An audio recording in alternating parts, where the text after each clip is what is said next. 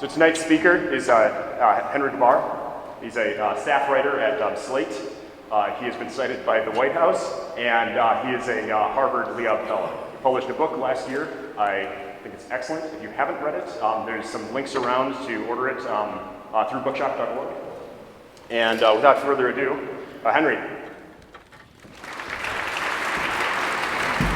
One thing I'll say about parking while we figure this out is that if you are from a part of the country, like a super dense city where it snows, there we go, you will notice that people reserve their parking spots that they've shoveled out with all manner of objects, such as music stands, folding chairs, nativity figurines.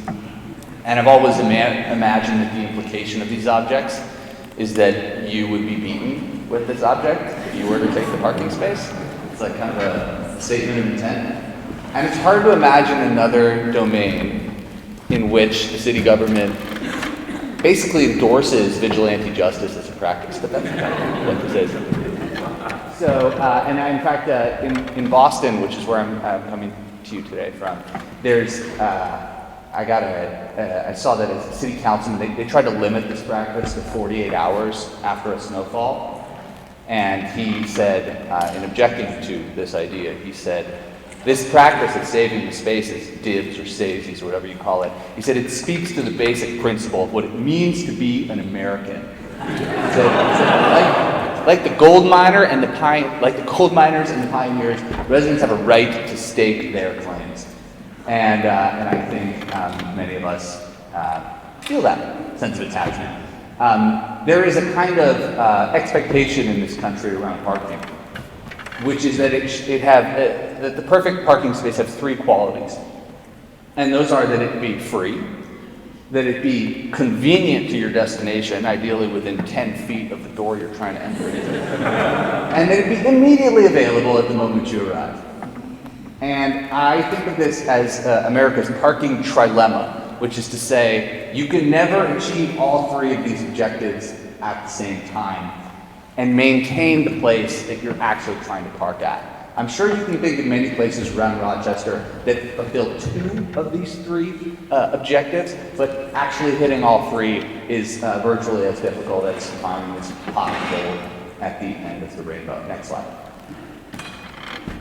So, in pursuit of these three parking objectives, I'm going to submit to you today that we have basically reordered the entire American urban landscape to make this free, convenient, and available parking spot appear.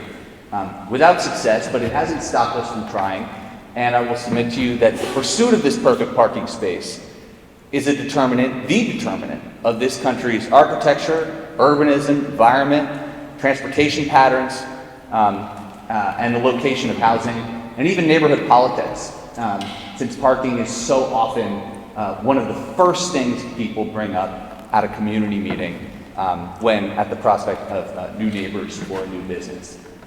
In fact, I think the concern about parking has the effect of effectively freezing our urban geography and pushing settlement out into the urban fringe.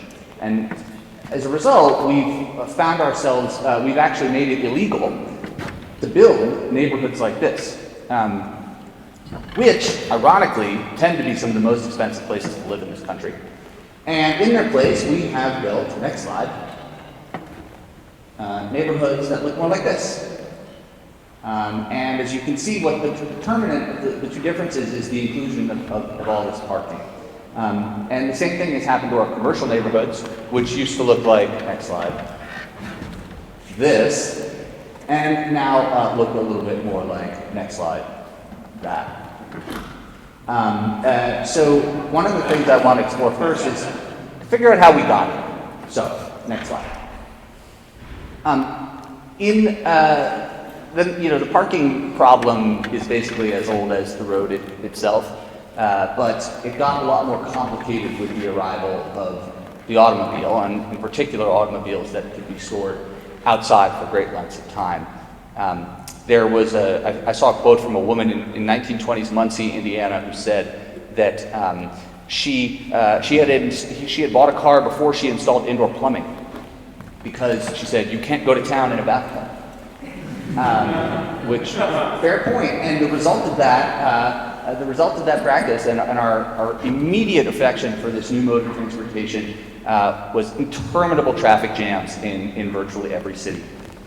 And observers believed that the root of these traffic jams was parking, because there wasn't enough parking to go around.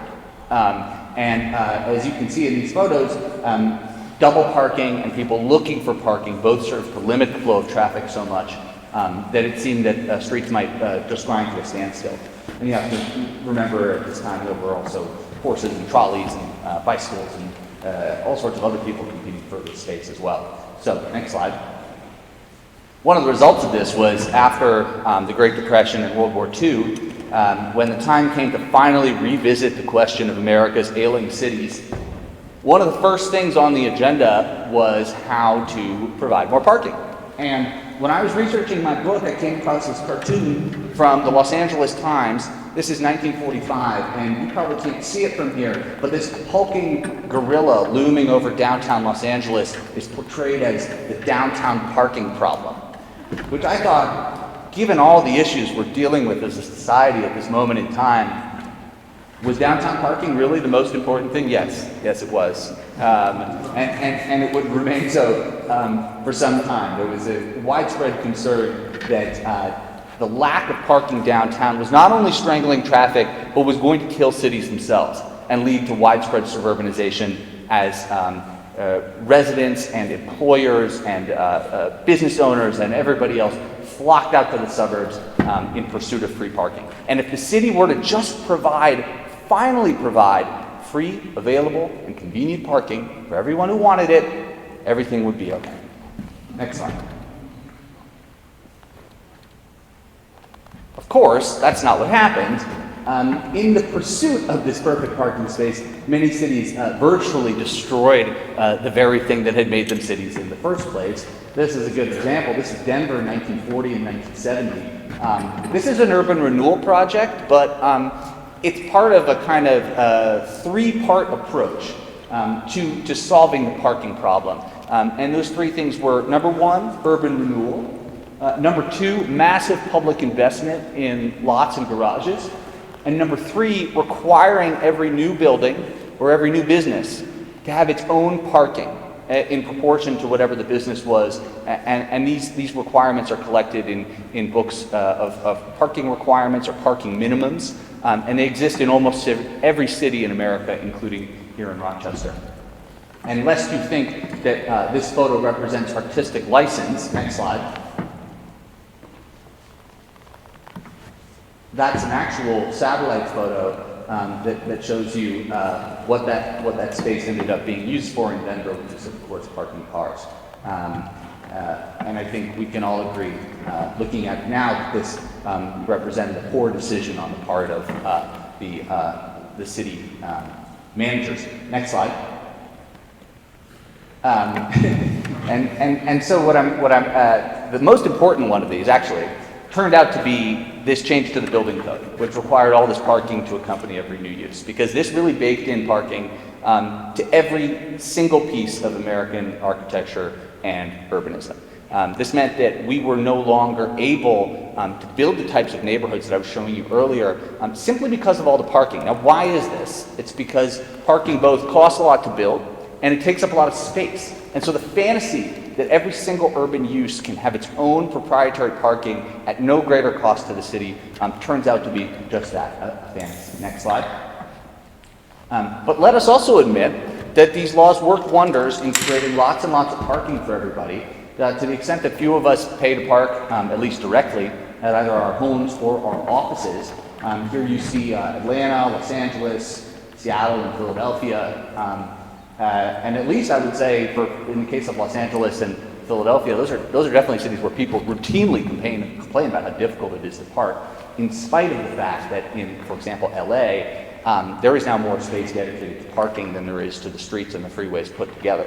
It's really a huge amount of land, and we can go further and say that there's actually more land dedicated to parking each car in this country than there is to housing each person. at least 3 parking spaces for every car. And so, in a sense, we achieved the objectives we set out to achieve in the 1940s with the portrayal of parking as the big issue facing American cities. Next slide. Oh, and I would be remiss not to mention poor Albuquerque, New Mexico, whose downtown appears to be more than 50% parking. And these plots, by the way, these are just the private parcels that are exclusively parking. This doesn't even include parking inside buildings or parking, of course, at the curb. Next slide. And so, again, going back to the spatial requirements of parking, look at the contrast between this 2-bedroom apartment here and the amount of space required for 2 parking spaces, including ingress and egress. And you begin to understand how parking's insatiable appetite for land is a real burden on our ability to provide housing. Next slide. To the extent that this is a chart from the Federal Reserve of St. Louis, which shows the number of new housing units started in buildings with 2 to 4 units, which is to say row houses, brownstones, triple deckers, the type of vernacular American architecture that once made up the backbone of our housing stock. And you can see it's fallen by 90% since the 1970s to today. And that's in no small part because the production of this type of housing becomes extremely, extremely difficult when every unit has to come with 1 or 2 parking spaces. Next slide. And so as a result, we end up with this kind of bifurcation where the old urban vernacular splits. And it either goes 2 ways. We either get, of course, the classic tract housing where the garage is the largest room in the house and the garage door, the main entrance to the house, or you end up with these sort of parking podium buildings. This is in Cincinnati, where there's actually maybe more parking by square footage than there is housing, a neat sort of microcosm of our American housing picture. But the creation of these parking requirements leaves us little choice but between these 2 options for providing housing.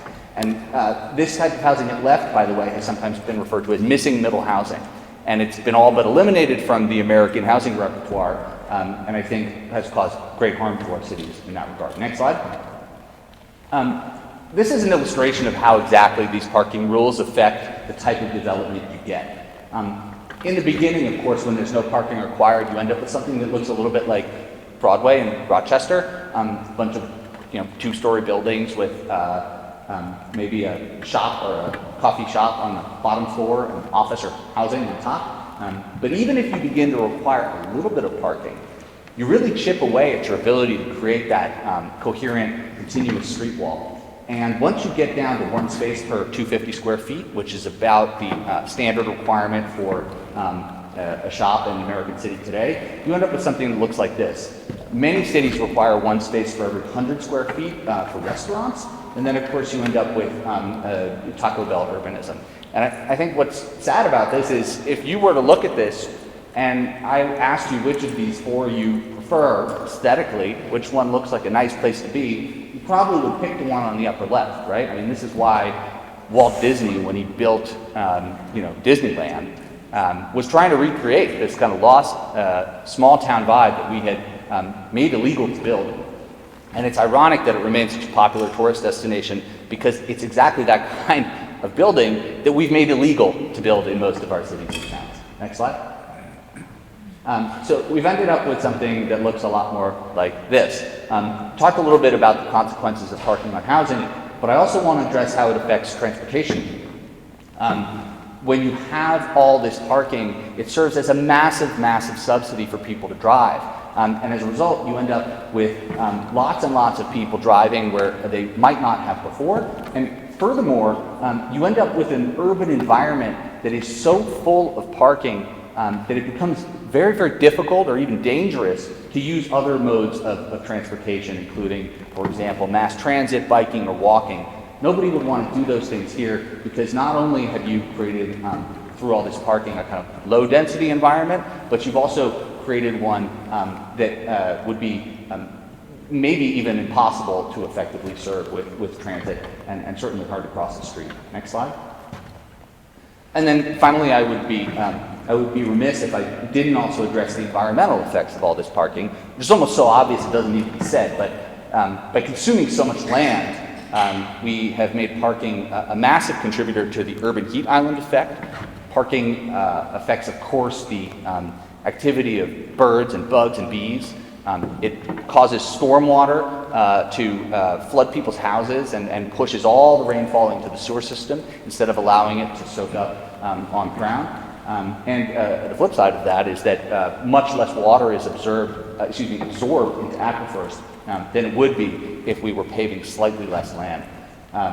Then, of course, there is the production of all the asphalt and concrete, which has its own emissions trail. And there is all the driving that is induced by all this parking, which, of course, is a big contributor to greenhouse gas emissions and also local particulate pollution. Next slide. And then finally, we should talk about public space, because there is a kind of way in which the provision of all this parking has, I think, chipped away at our conception of what the environment even looks like and what our expectations are for what's possible.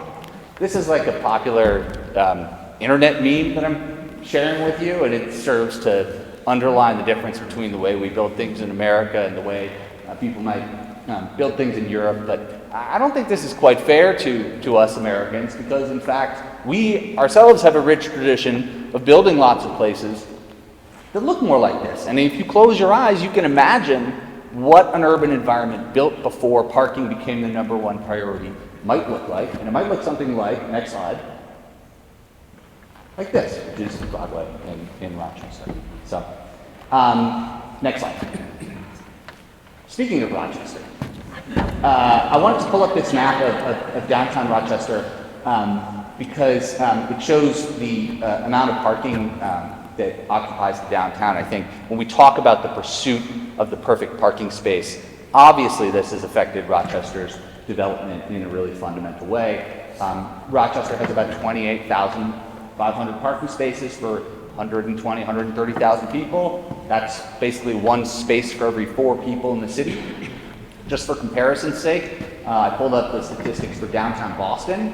Downtown Boston has 40,000 spaces for 650,000 people. So Rochester is really functioning with the parking assets of a much larger city. And actually by degree, right? Like Boston has, Rochester has 4 times as much parking per person as Boston, which is kind of astounding. And Boston is no slouch in the parking department either. They love their parking. Next slide. Now, this is closely related to the way that people get to work in Rochester. I looked up some of the U.S. Census data about how people get to work in Rochester. And as you can see, the U.S. average of commuters who drive alone is about 72%. Here in Rochester, it's 68%. And in Madison, Wisconsin, and Minneapolis, it's closer to 55%. So obviously, when you have lots of people driving alone, you have to have lots of parking. And when you have lots of parking, you encourage lots of people to drive alone. So, next slide. Now, this is related to the fact that Rochester has seen its citywide population density decline quite a bit over the last few decades. It's sort of like walking through that chart of the different architectural typologies. And I don't think it's a coincidence here that when you look at the annual rates of growth between 1997 and 2016, you see that out of all these ways in which Rochester is growing, the way it's growing fastest is in the number of street miles we have here. So that is closely related to the provision of all this parking and the fact that so many people here need to drive to work. Next slide. Now, as far as housing is concerned, there has also been, I think Rochester remains affordable, certainly by the standards of Boston or New York or California, but the rent here is going up as well. And you can just ask Charlotte or Houston or any other city.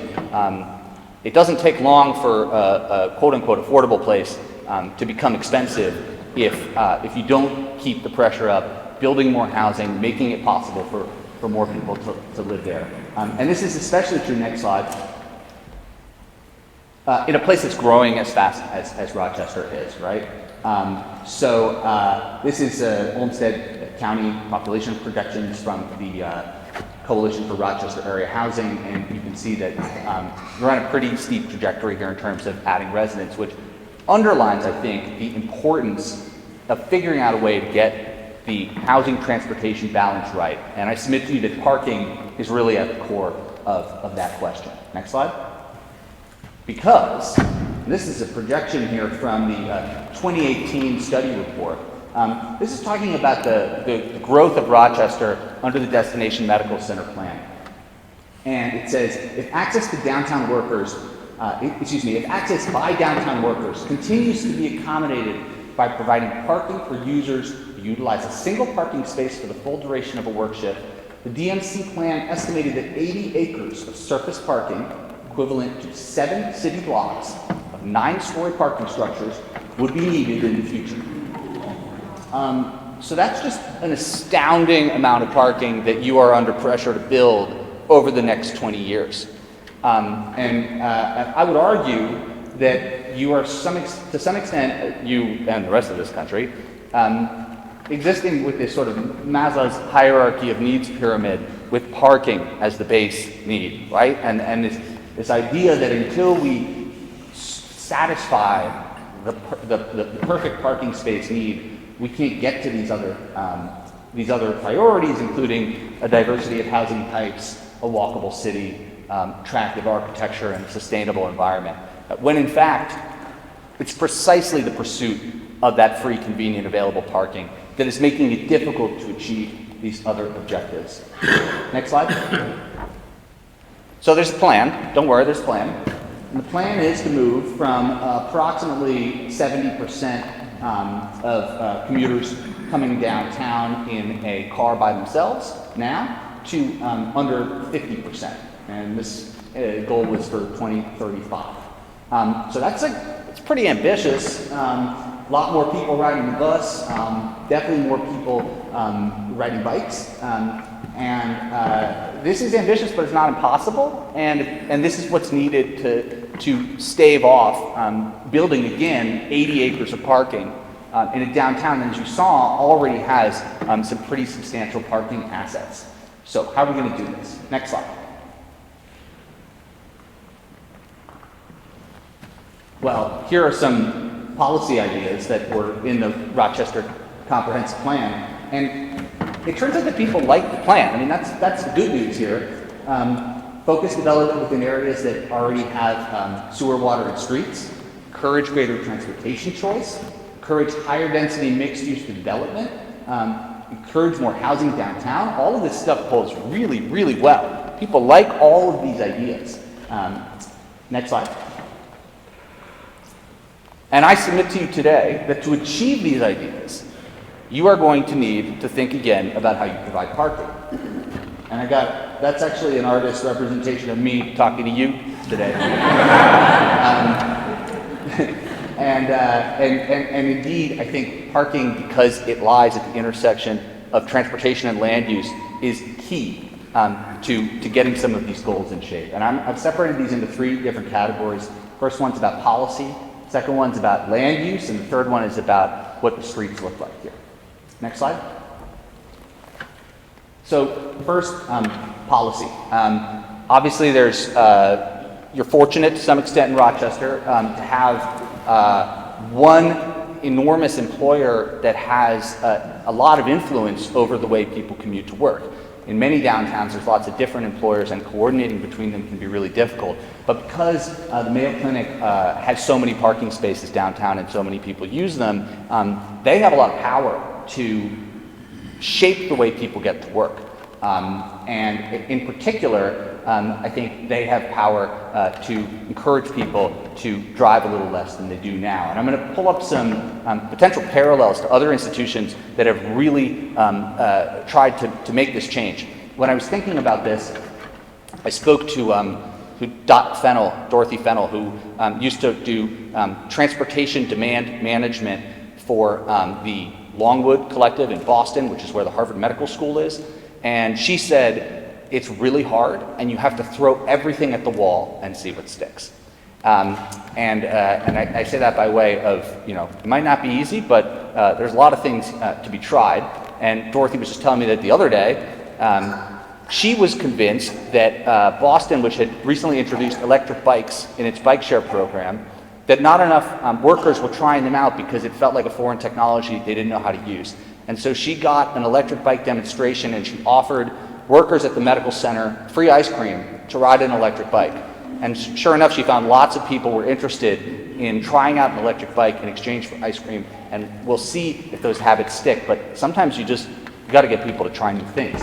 And by the way, when you Google Mayo Clinic TDM, and maybe it's just me, but the first thing that comes up is therapeutic drug monitoring. So not transportation demand management. That's what we're here to talk about today. Next slide.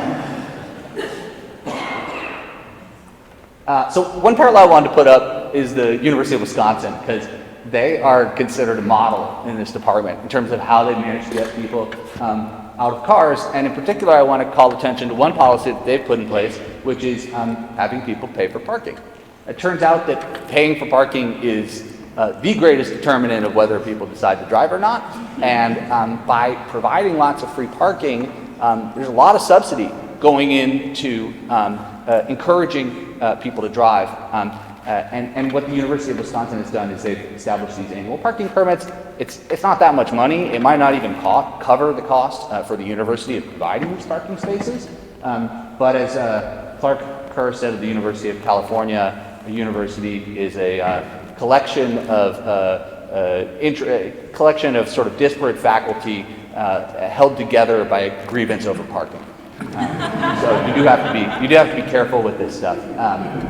But let's see how Wisconsin did. Next slide.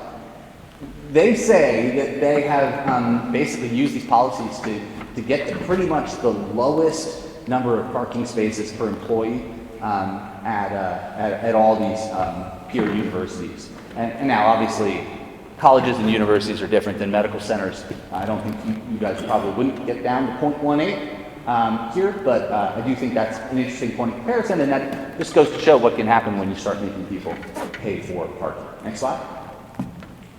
Now, of course, it's very difficult to start charging people something that they expect to get for free, and sometimes it's even written into their contract that they get it for free. So something else you can do, which has been done at the Seattle Children's Hospital, is to offer people cash if they don't use the parking. And this is a policy called Parking Cash Out, and it's incredibly effective in getting people not to drive. One of the things they do there is, if you don't drive and you don't use the parking space, they offer you $4 for every day, $4.50 for every day that you don't drive. And one of the things this has achieved, look at this, the share of workers who drive alone to the Seattle Children's Hospital has fallen from 73%, equivalent to Rochester really, to 37% in 2015. So massive success story there. Next slide.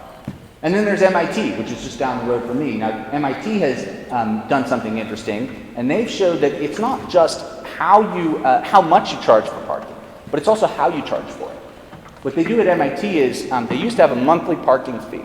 So everybody who parked at MIT would pay for a pass at the beginning of the month, and then all their parking was paid for.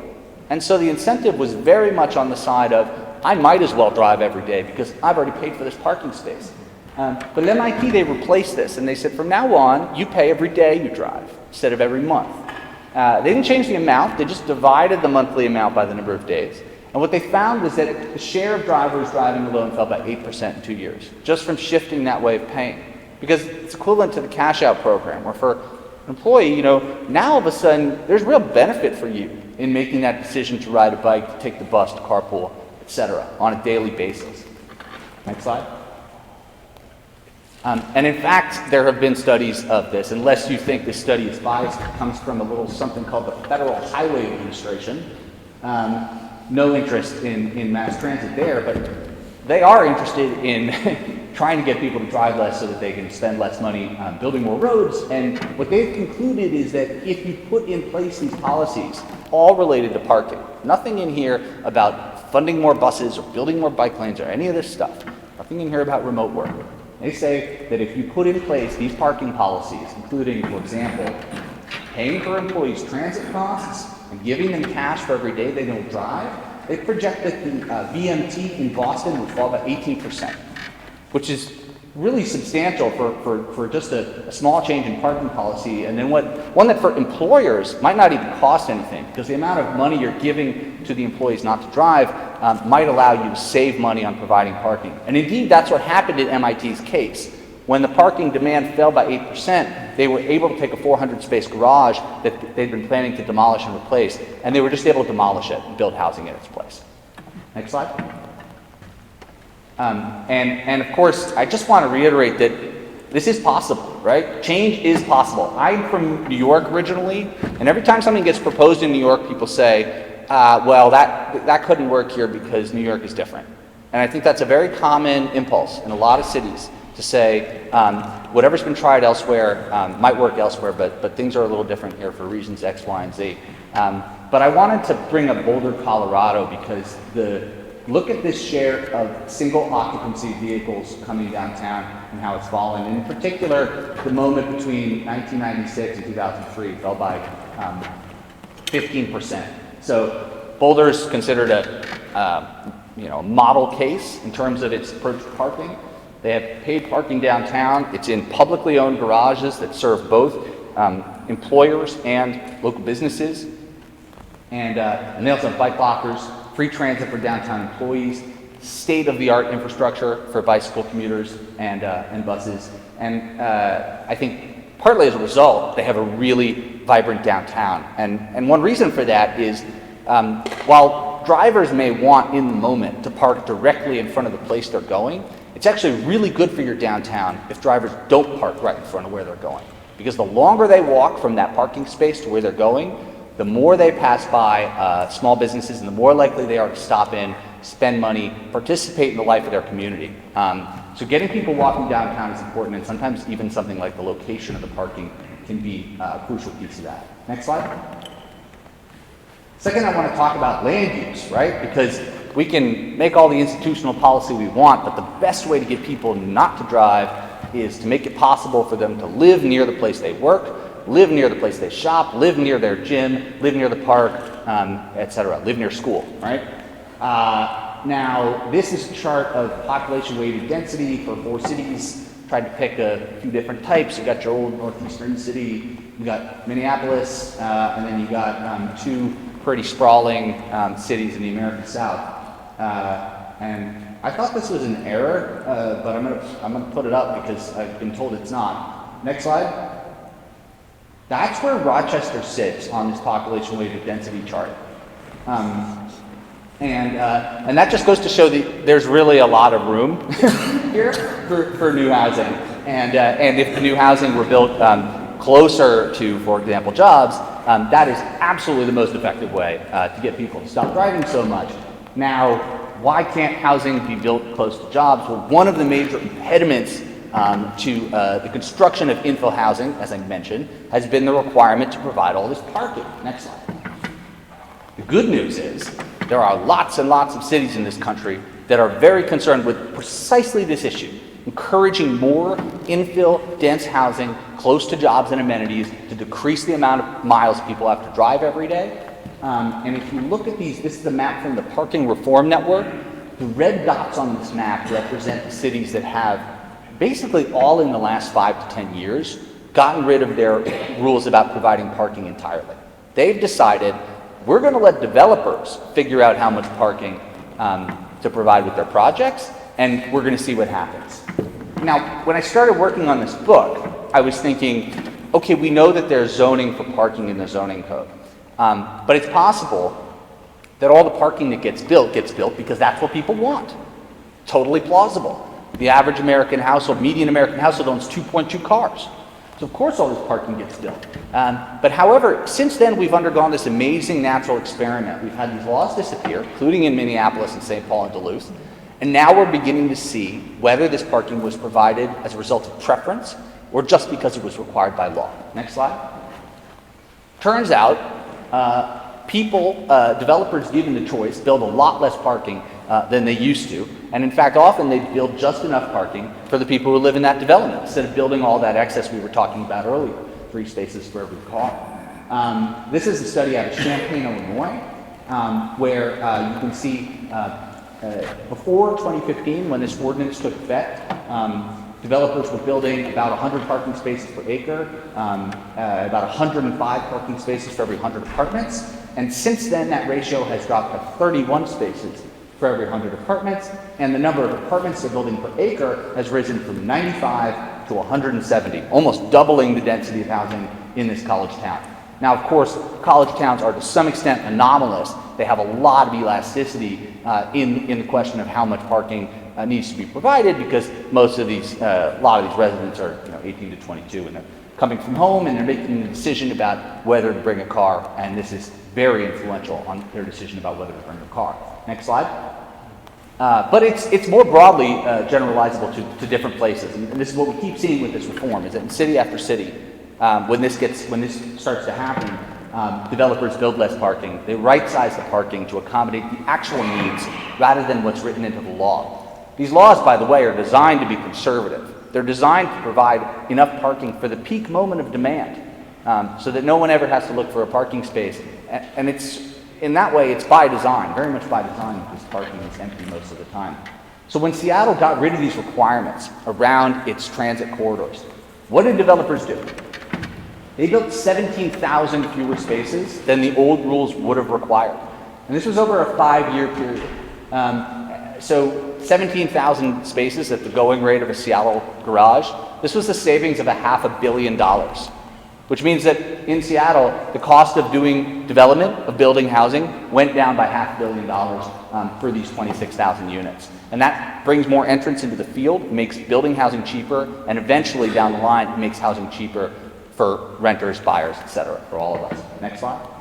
Of course, another example of this is in California, where they have legalized accessory dwelling units or backyard cottages, which you can see here. This is another housing reform that never would have been possible without parking reform. Because previously, all of these projects, every house in California required 2 parking spaces, and if you were going to build a backyard cottage, that required another parking space as well. And if it was in place of the garage, then you had to replace all that parking. And so California legalized accessory dwelling units in 2000 or so, but nobody built any because there was too much parking required. In the last 5 years, they've completely gotten rid of this requirement, and as a result, these ADUs now make up 1 in 4 new apartments in the city of Los Angeles every year. It's become a massive and important source of sort of naturally occurring affordable housing. Next slide.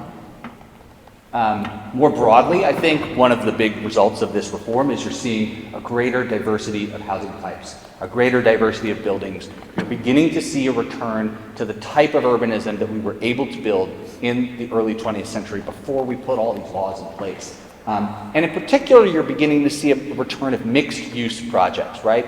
One study out of Buffalo, New York, after this reform was put in place, found that the places that built the less parking relative to what was required before were mixed-use projects, right? Buildings with shops on the ground floor, restaurants on the ground floor, and people living above. And that's exactly the type of development that's been so missing in our cities for the last 60 years. And I want to focus in particular on the diversity of housing types that emerge, right? We're looking at a lot of apartments in particular, and I think that's something that's sorely needed in a lot of cities, and perhaps even in Rochester. Next slide.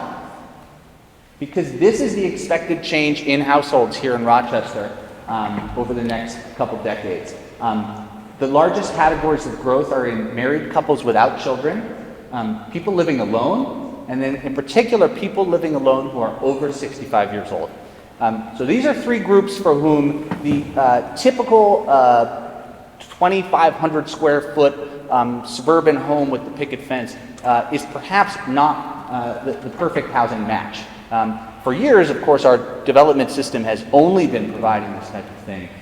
But I would argue that in particular right now, for these growing population groups, we desperately need to diversify the housing stock to better serve their needs, and in particular for that final category, because in this country right now, we condemn people to drive until they die. There is no other option for how to get around, and that's something that we would do everybody a favor by making it possible for people to downsize in their community, in place, without having to drive everywhere forever. So, next slide. If you're wondering if these reforms cause parking chaos, one of the most interesting things about them is that the amount of parking people use depends on how much parking is provided. The amount of cars people own depends on how much parking is provided. And the amount people drive, of course, depends on how much parking is provided. So this is a study out of San Francisco They looked at how many cars were owned by these recipients of the affordable housing lottery. So it was a perfect experiment in that sense, because these families were basically selected at random. They all went into these different projects. Some projects had no parking, and some projects had one or more parking space for every apartment. And they found that the car ownership rate for these households was perfectly correlated with the amount of parking that's provided. If you want a city with less traffic, one of the first things you can do is stop building so much parking and encourage people to own fewer cars. Next slide. The good news is Rochester has a unified development code that has adopted some of these very ideas. You can see here that I think this took effect last year, and there's a brand new parking requirement code here at right that shows you how much parking is required in the downtown. And it's lower than what's required pretty much everywhere else, which is good. It's still not good, perhaps, that Rochester is requiring this parking, because even a little bit of parking can make it really difficult to get things built, open a new business or something like that. But it's certainly better than the status quo before. Next slide. And then I also want to talk about streets policy, because you can change the institutional status quo in terms of how employers distribute parking to their employees, how much parking they provide. And you can help people live closer to work, which is great as well. But you have to also address the quality of the streets, because for people to get out of their cars, to get on a bike, to get on foot, something like that, you have to make the streets a welcoming choice. And too often in this country, we have changed the land use to try and encourage people not to drive. But when they get on the street, all signs are telling them that this is a space built for cars going 50 miles an hour. Next slide. And it's not just that all of this parking eats away at the urban environment and makes it low density and challenging, but it's also that sometimes parking spaces actually stand in the way of making it easier to get around some other way. And I'm going to give you an example of this. This is Hoboken, New Jersey. And what they've done here is they've done something called daylighting. They've removed parking spaces from all 8 corners of this intersection so that the cars that are approaching and the pedestrians who are crossing can see each other. And this has been proven to reduce the amount of collisions that happen between cars and pedestrians. And I don't think it's a coincidence that Hoboken hasn't had anybody killed by a car in 7 years. So this is the kind of example of how this practice of parking really is holding us back from an environment that's more friendly to pedestrians. Next slide. And this is also true, of course, of cyclists, right? I mean, to get people out on bikes in an environment that's built for pickup trucks going 50 miles an hour requires good infrastructure. People will not use infrastructure for bikes if it doesn't work that well. And I think what we're seeing here is that, again, what this comes down to is taking on the attribution of all this public space to parking and turning it over to other uses. At left, you're looking at a bike lane in Brooklyn. At the right, there's one in Cambridge. And what they have in common is that both of them required removing quite a number of parking spaces to make this alternate means of transportation possible.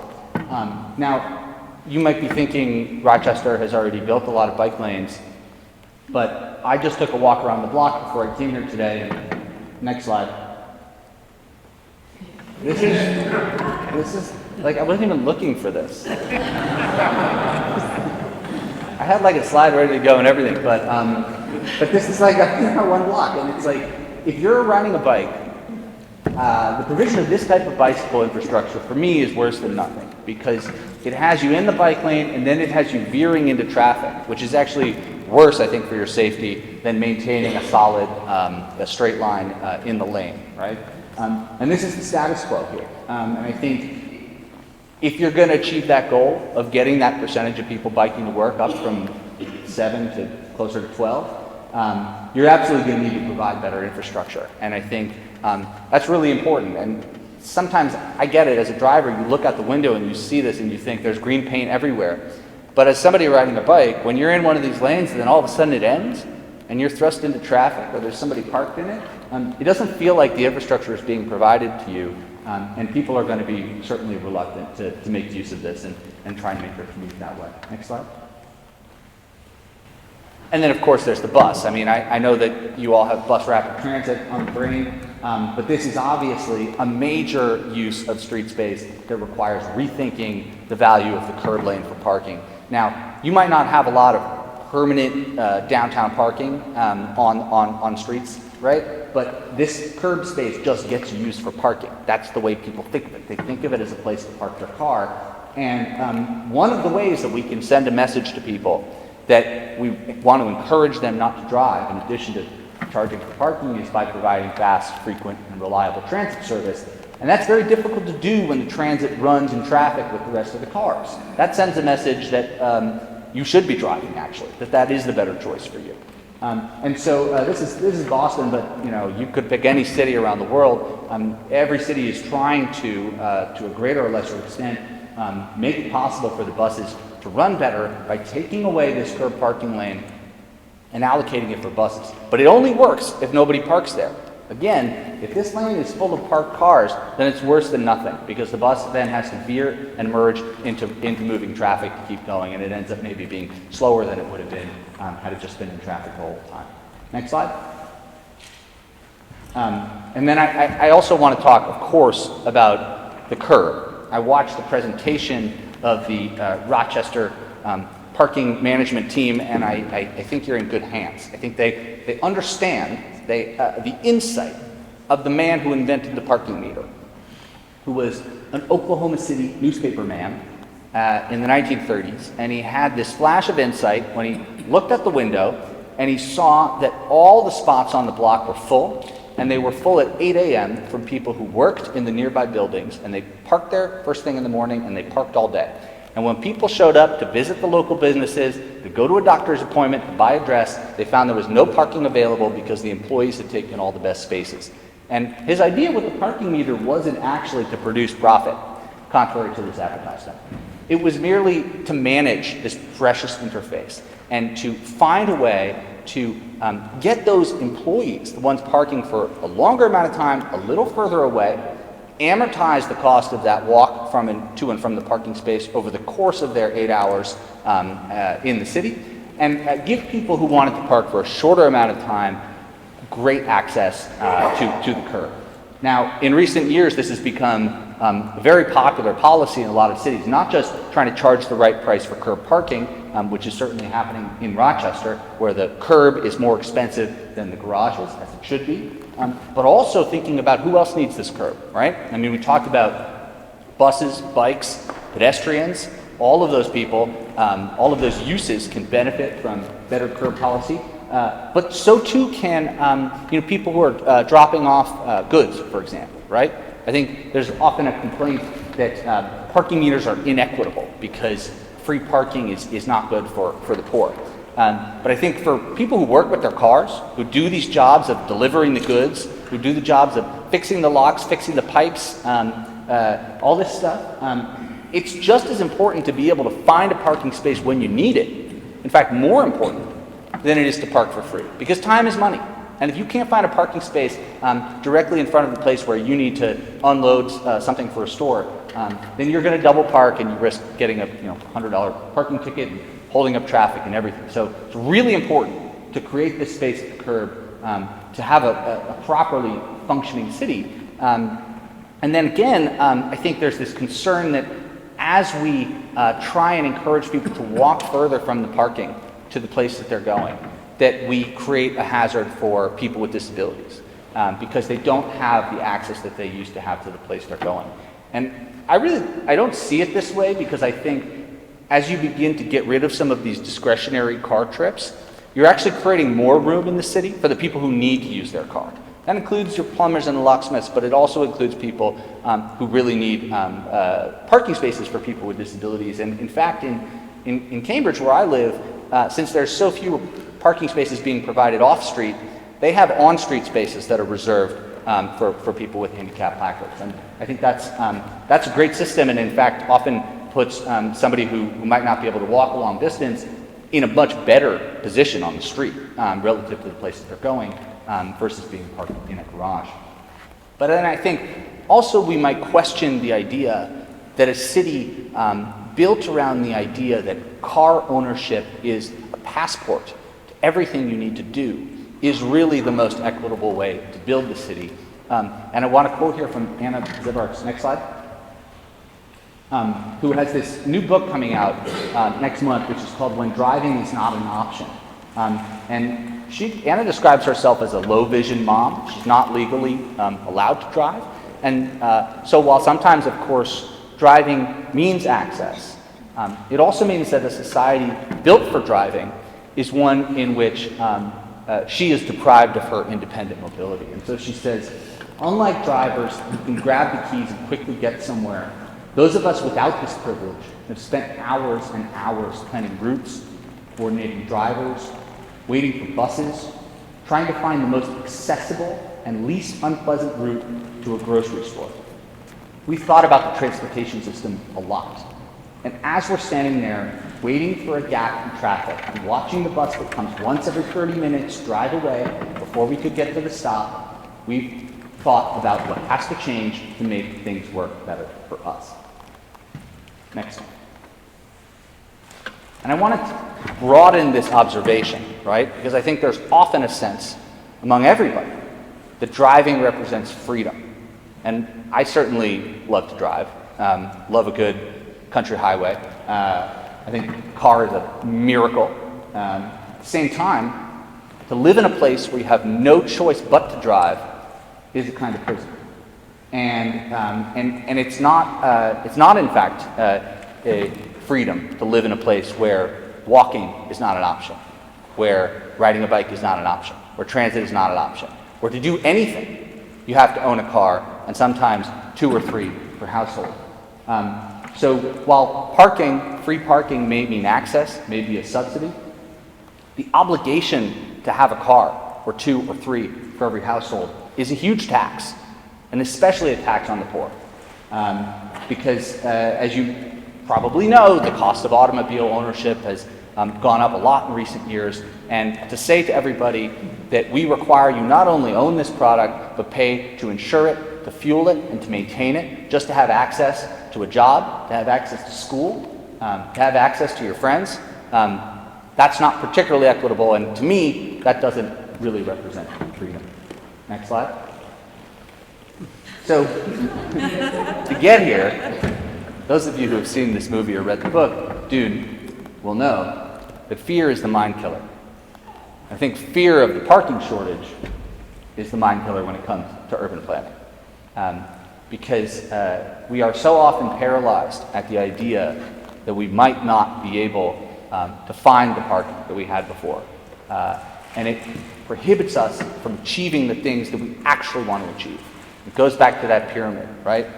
Where the parking goal becomes so central in our eyes and so much like the most important thing to take care of that we don't stop to think about the way that providing that parking really represents a trade-off with all of these other things, with allowing people to get around other ways, with providing affordable housing, with building beautiful buildings, with making a walkable city and a vibrant downtown.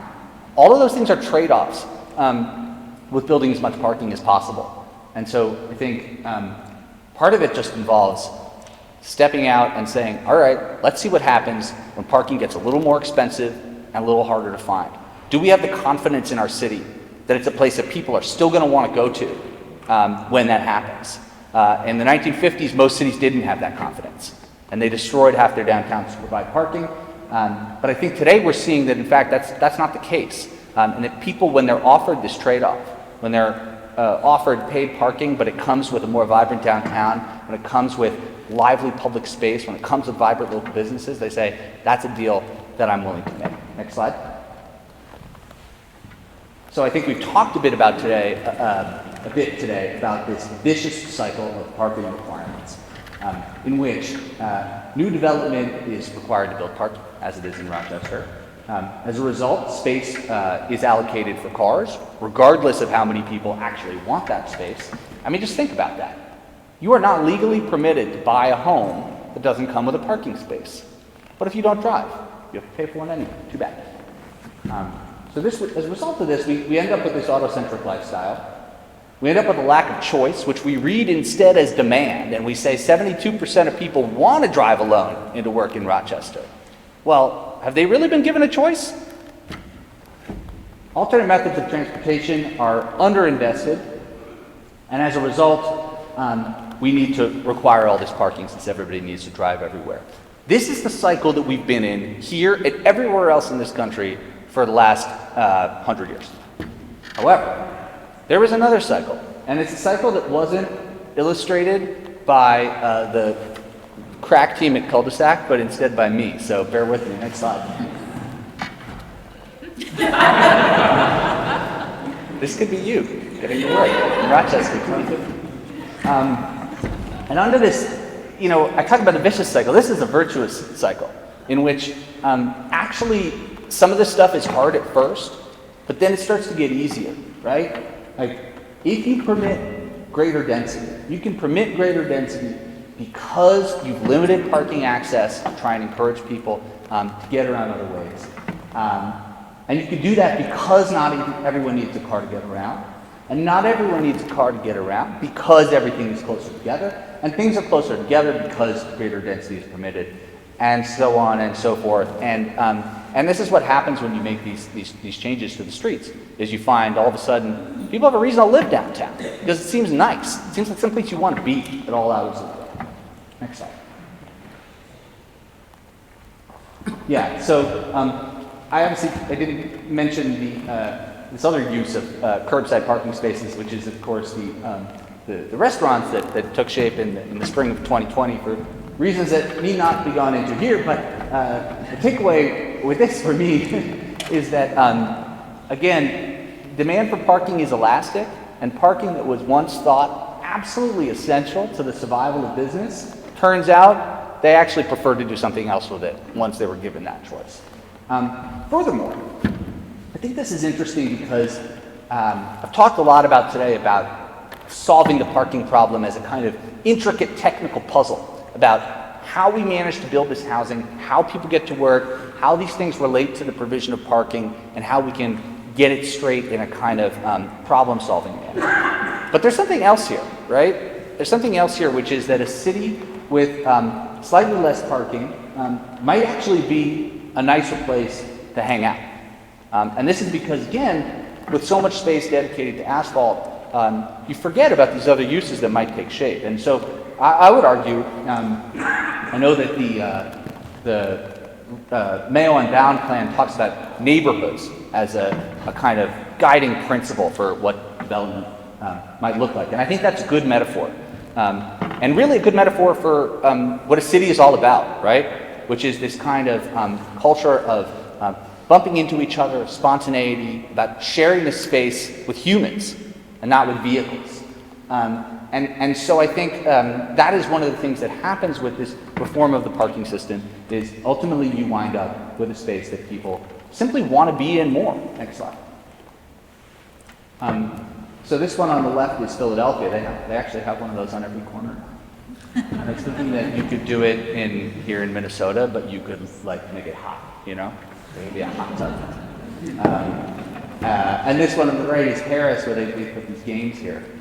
This little cabinet full of games. People play this and pull once again. A curb space used for the free storage of private automobiles. So these are examples to me of how we can rethink our neighborhoods, because if we were to take some of this space that's currently used for parking and use it for other things, there would be so much more within walking distance. There would be so many more gyms and parks and music lessons and schools and everything just a little bit closer together. And then in turn, the parking would not be quite so necessary. Next slide. And the result of that finally would be a city that people loved. And I think this is true for every city, right? There's many cities have dedicated so much space for parking. But ultimately, why do people want to remain in a place? It's not for the free parking. It's for days like this, for Thursdays downtown, right? It's for days when you're out and you feel like you're at the center of the world with everybody you know, and it's the best thing. And so I think the promise of this reform, right, is not just technocratic. And it's certainly not to punish drivers, but it's to liberate them. It's to say to them, we are going to build a society in which you might go from 3 cars for your household to 2, from 2 cars to 1. In this setting, perhaps it might be slightly more challenging, more expensive to find a parking space, but in the place of that parking would emerge a city so much richer and fuller and fairer that we wouldn't think twice about what had been lost. Thank you. Next.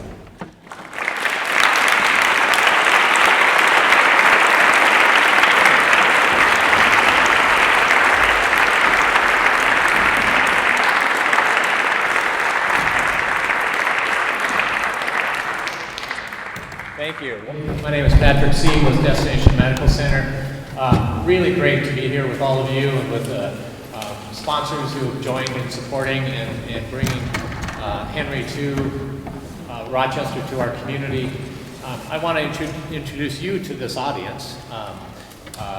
In this room you see leaders from Mayo Clinic, people who are boots on the ground in solution finding, building and expanding the campus, and have been for years. You see elected officials, elected official wannabes, elected officials who used to be's. You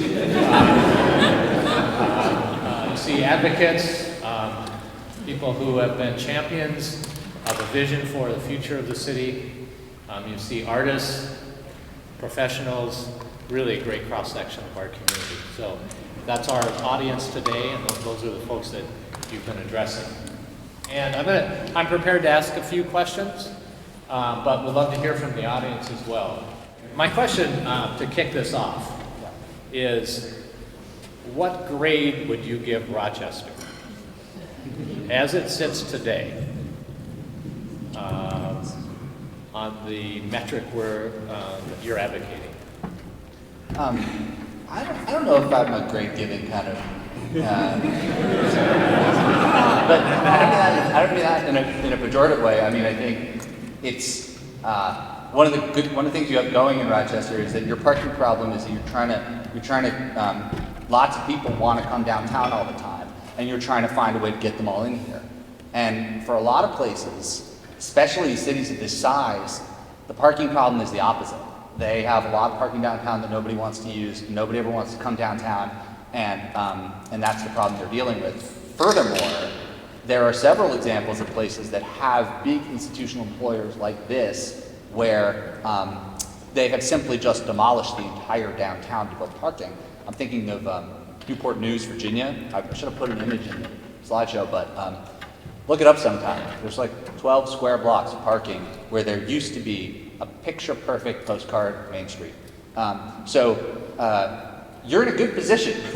you're in a great place, and I just think you're at an inflection point, right? Where the decisions you make now about how people get to work are going to shape the way the city develops for the next 20 or 30 years. And I think the Mayo Clinic, at least, has already reached this rarefied institutional level of insight, which is you can't provide free, convenient, and available parking to everybody who wants it all the time. And that obviously isn't what's, lots of people participate in the Park and Ride program, for example, and all that. So I think then the question now is, what are you going to do about 30,000 new jobs here over the next few decades, right? Where are those people going to go? So what's the grade? So where we are today is what did you say, C+? Did I hear you say that? B+. B+. So you talked about some of the policies, the UDC, in fact, we're kind of overachievers, if I understood the math right.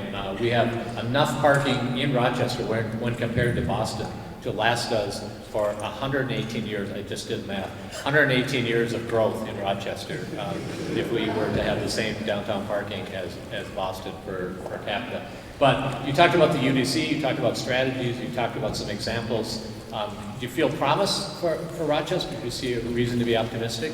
I mean, to me, there's still a lot of subsidy in parking for everybody who drives downtown that's not being properly accounted for.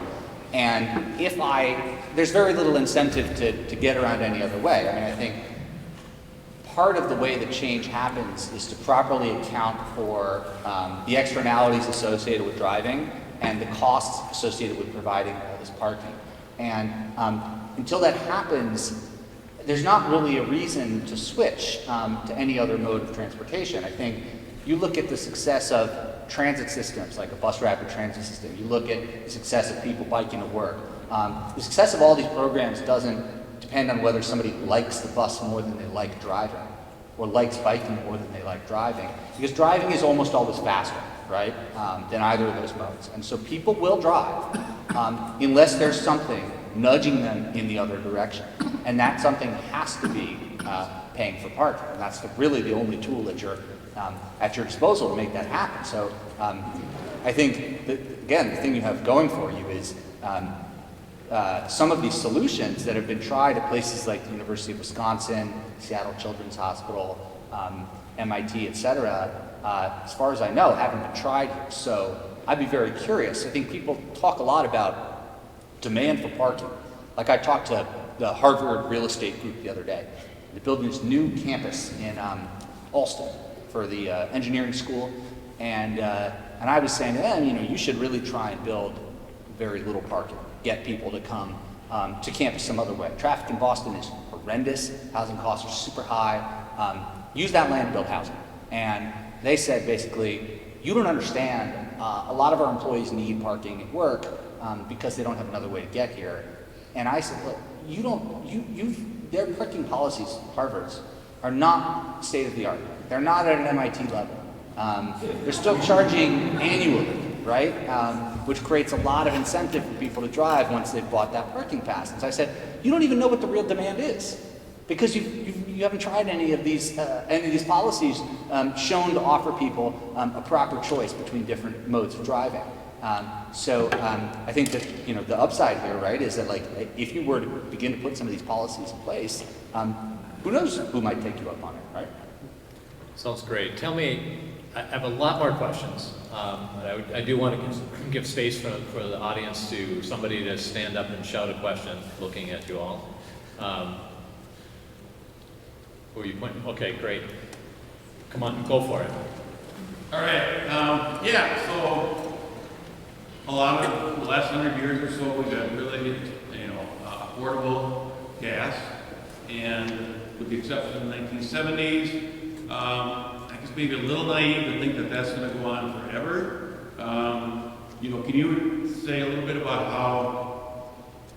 how driving was affected in the 70s during that time, and how that could potentially affect future driving habits and car-centric communities? Yeah, that's a great question, because obviously, in addition to parking, there's other things that go into the cost of driving, and one of them, of course, is the cost of gas. We know that when gas prices go up, the amount of people drive goes down, and vice versa. When gas prices go down, people drive more. I'm going to share with you a historical example from the 70s, which is, I think there's a lot of speculation about the different development patterns between European cities and American ones. Why did European cities end up with so much more residential density, so many of these sort of charming neighborhoods that Americans like to go to on vacation and walk around because they can't do that at home? I think there's this idea that it's some innate European quality of liking to walk, but I don't think that's true. Europeans own almost as many cars as Americans do per capita, and the big difference really, I think, is that Europe was slower to develop after the Second World War because of the cost of the war. And by the time they got their act together and said, all right, we need to adapt our cities for the automobile, the 1970s had arrived. And they said, oh wait, this doesn't make sense. Oil is of limited supply. There were neighborhood groups starting to oppose highway projects, and there were environmentalists who said this isn't a good idea. And so I think a lot of the European versus American development trajectory in this regard can be explained by the fact that Europe was just a little later, and they made these decisions in the 70s when we made them in the 1950s. And sorry, I have one more thing to say about that, which is the price of gas obviously depends on global oil markets, and to some extent on federal and state policy, although we haven't raised the federal gas tax since 1993, I think. But what I like about parking policy is that it's so local, right? I think when people think about ways to affect development in their community, they think about, oh, what if we put a national, did some federal policy? What if we got a bunch of funding from the government to start a mass transit system? Okay, yeah, like it could happen. But the great thing about parking is you can mess with that now, right? You can change parking policy on a local level, on an employer level tomorrow, and you can see what happens. And if it doesn't go well, you can reverse those policies. And I think that makes it a really attractive avenue for policy experimentation in comparison with like slapping another 20 cents on the gas tax. Winston Churchill is quoted as saying, don't know if he deserves this, but we shape our cities and then our cities shape us. And you talked about the UDC, you talked about the recent parking strategy, the city, you watched City Council and heard that debate and that discussion. There are city staff members here. You seem to acknowledge the kind of policy direction is the right direction. I'm told that in a typical city changes 2% a year.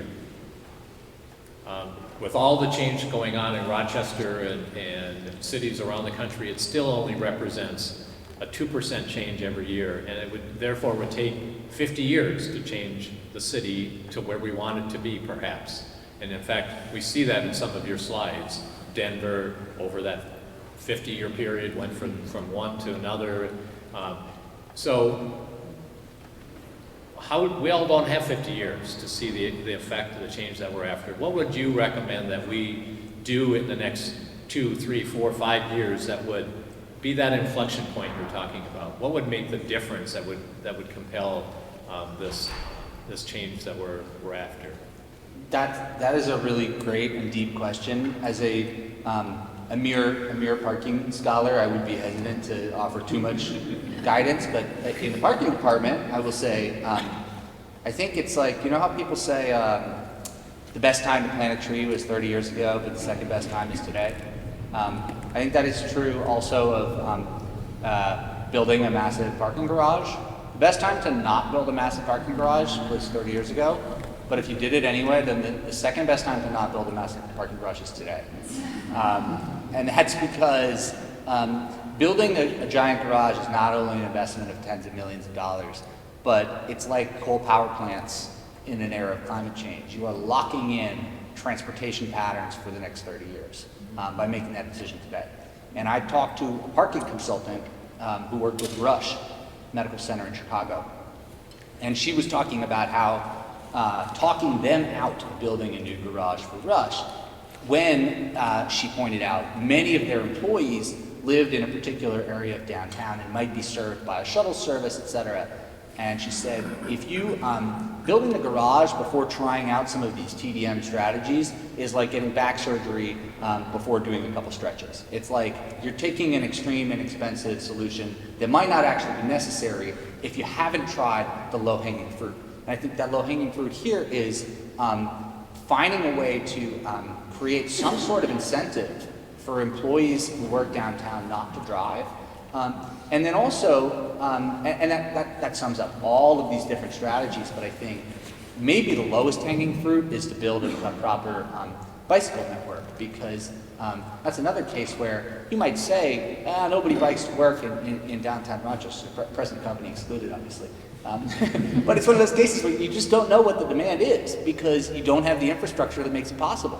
And, you know, I look at those bike lanes and it's like, and frankly, I look at the bike lanes in New York where I'm from, and it's fine with me if the bike lane goes for 8 blocks and then it vanishes and you're thrust into traffic, but I'm not going to want to ride that with, like, you know, my mom, right? And so I think that there's, all of these strategies I think should at least be tried, and you should see what happens and get a sense of what the actual demand for parking is. Hypothetically, if there were a parking structure being contemplated at the outskirts of a commuter transit line, might that be an option, a good idea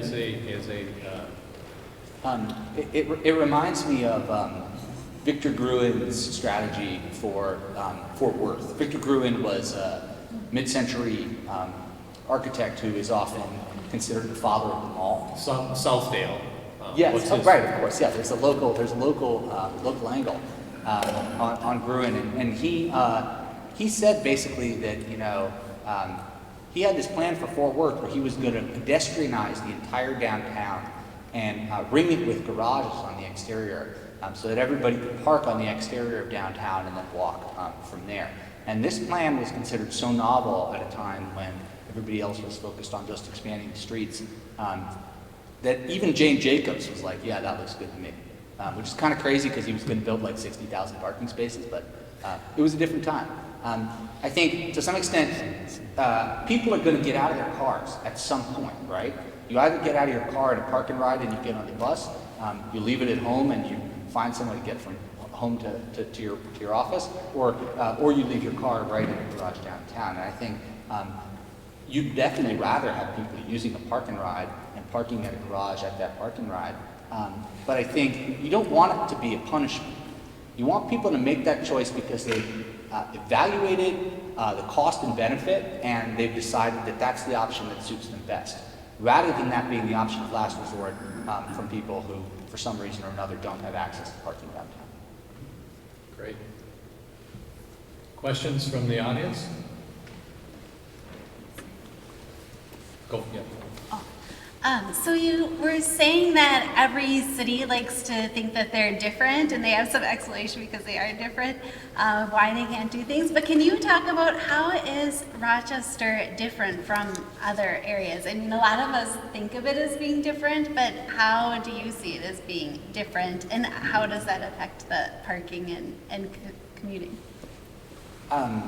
I'm probably not the best person to answer this question, but I think that Rochester has an unusual density of employment in its downtown, which is great, because one of the reasons that America has become so challenging to get around any other way than driving is most cities have experienced extensive job sprawl. And actually it's the location of the jobs, more than the location of the housing, that determines whether people are likely to use mass transit or bike, carpool, something like that. So in that sense, you're in a great position because you have so much employment located right here at the core of the city, and that is quite unusual. The other thing I think is unusual is the low density. I mean, that really stood out to me when I looked at that chart, and I had to double check it at lunch. You know, I don't think of Jacksonville as being a particularly dense place, but that just shows me that there is so much possibility here. To get more people living closer to the places they need to be.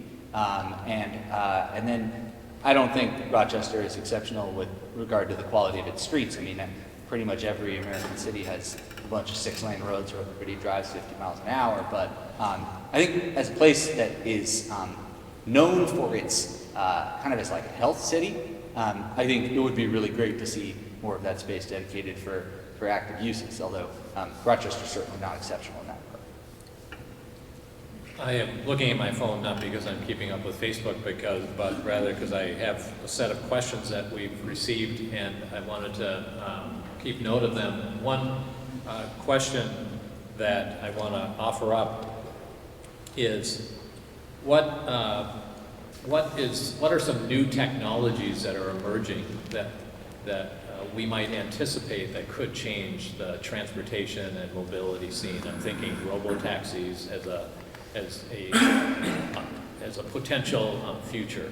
Yeah, I have yet to try the Waymo robo-taxis in Arizona or California yet, but I understand that they've become very sophisticated. I am skeptical of large-scale replacement of solo driving, in part because, especially here, weather conditions seem to be pretty challenging for the robots, and also I think people are attached to their personal cars and are unlikely to give them up. However, I think one really promising avenue is for dedicated routes, right? So if you can simplify the task that's in front of that robot driver, if that robot driver is just driving, say, a dedicated bus lane where they're unlikely to encounter any other objects, well, then you're getting a lot closer to automatic train technology, which has been in place on subway lines around the world for decades, right? And that's great because once you put in the capital cost, the largest expense of those systems is the labor. And if you can find ways to, that's often the impediment to running a bus every 5 minutes. And if you can run a bus every 5 minutes, well, then together with some paid parking, you begin offering people an incentive to use that system.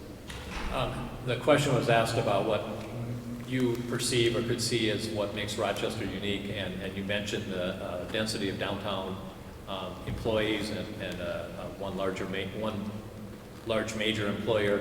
Another factor that I think perhaps makes us unique, and I'm interested in you responding to this, is the outsized number of visitors we have, medical tourism, business travel, et cetera, that is probably far out of scale when compared to other cities of our size, 2 or 3 million people a year. Yeah, that is interesting. I mean, I think in terms of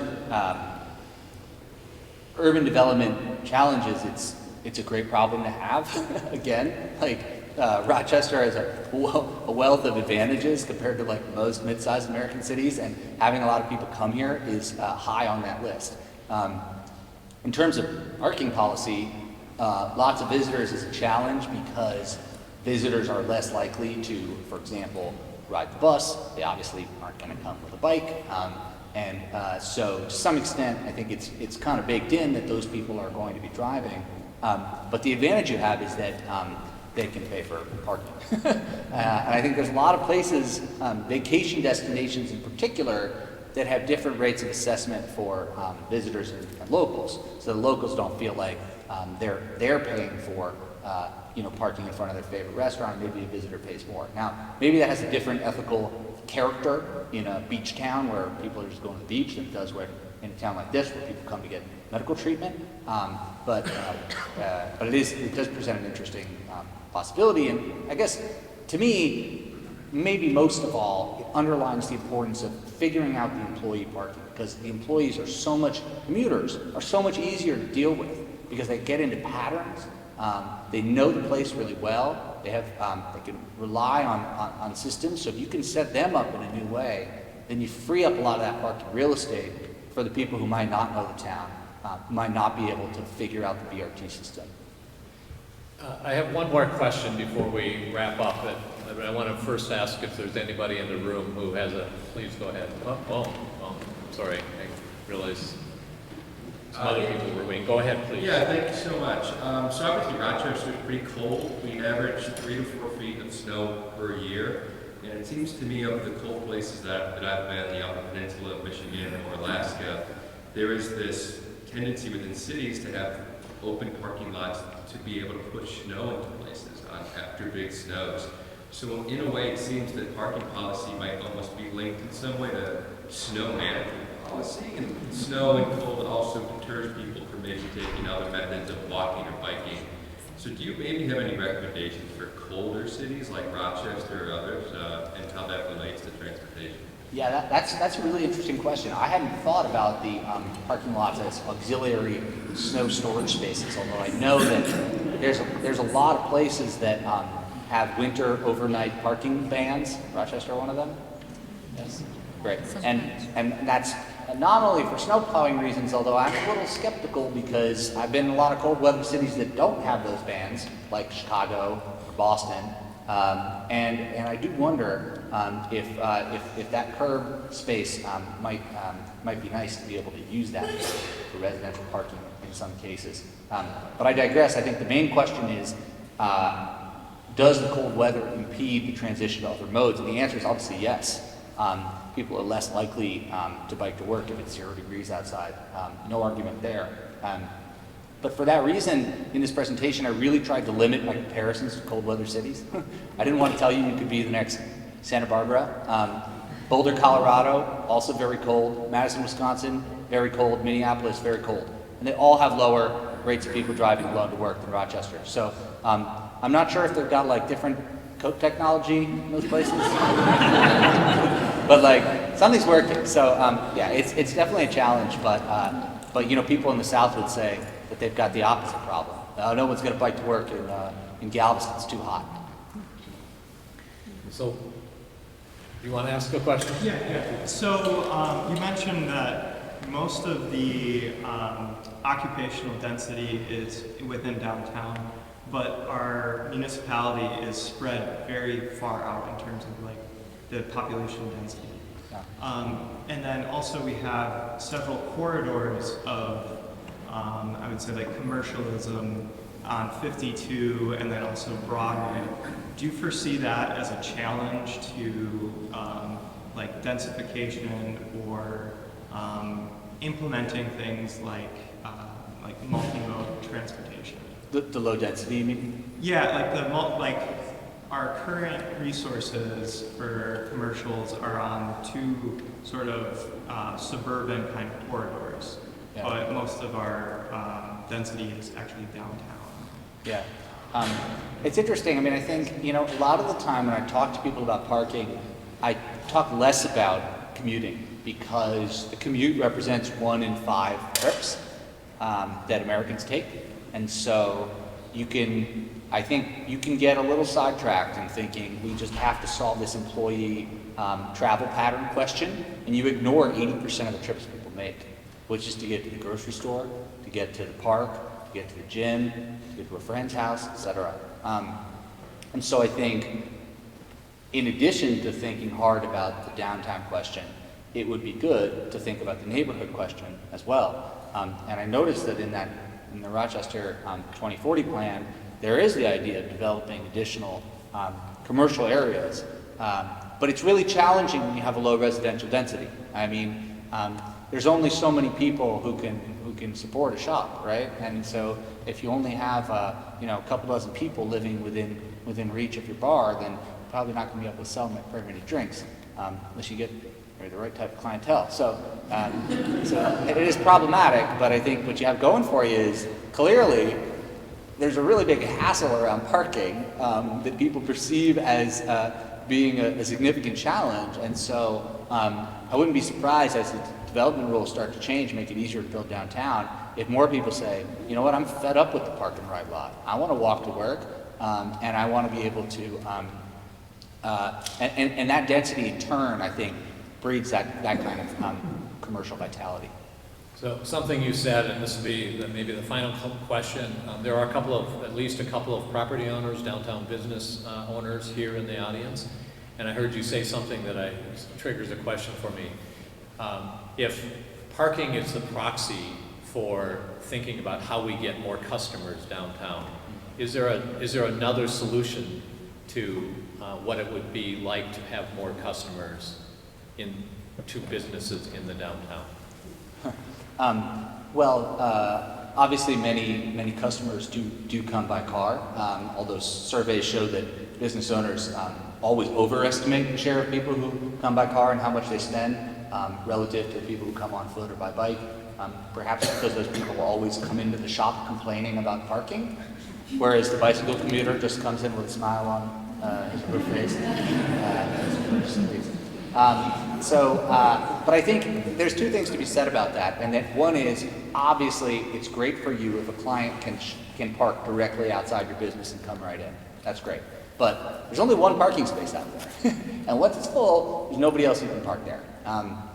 So I think the first thing to be said is that this concern over parking limits residential density, and that residential density is actually a far greater source of clients than that one parking space, right? So that's the bigger picture. But then the other thing is something that I mentioned during the presentation, which is you, as a city, you actually want people to have a little distance between where, especially commuters, where they park their car and where they're going, because that's how you get street life. That's how you get people walking around, bumping into each other, having those serendipitous moments, and also discovering small businesses and spending money there.